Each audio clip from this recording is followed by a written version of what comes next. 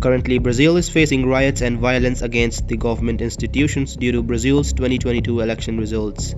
Leaders of every major democracies are tweeting about situation in Brazil, where supporters of Jair Bolsonaro aren't accepting the democratically elected government of Lula da Silva. It's like what happened during the US 2020 election results. So thousands of supporters of Bolsonaro are outside the parliament, Supreme Court, presidential office, etc.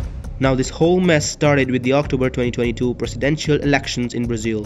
It was basically a fight between Jair Bolsonaro and the left-wing rival Lula da Silva. In Brazil, even the footballers, celebrities, artists, etc. chooses a side during the elections. So Neymar, the captain of Brazil's football team, supported Jair Bolsonaro, whereas the actors, artists, etc. supported Lula da Silva. Due to this, their fan base got divided and Brazil witnessed a very close election where Lula da Silva got 50.9% votes and Jair Bolsonaro got 49.1% votes. Now this is where the whole problem started. Just what Trump did in the US election results of 2020, the same thing was done by Jair Bolsonaro. He refused to accept the election results and said that the election was rigged. Hence, Bolsonaro denied the basic fundamental of democracy, which is the transfer of power peacefully, no matter how close the election results are.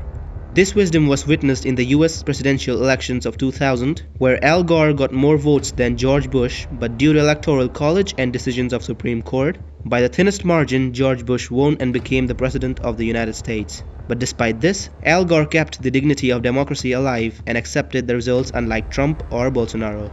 Therefore, the world leaders are very concerned because if Brazil's government cannot function properly, democracy collapses, and Brazil is in a state of anarchy, then it will raise a big question in front of the major democracies in the world. And one big concern is regarding such political parties in every other nations which are opportunistic and desires to come to power by any means. They may see this as a possibility and follow what Bolsonaro is doing in Brazil. This is it for today's video. See you in the next one. Until then, Jai Hind, Jai Bharat.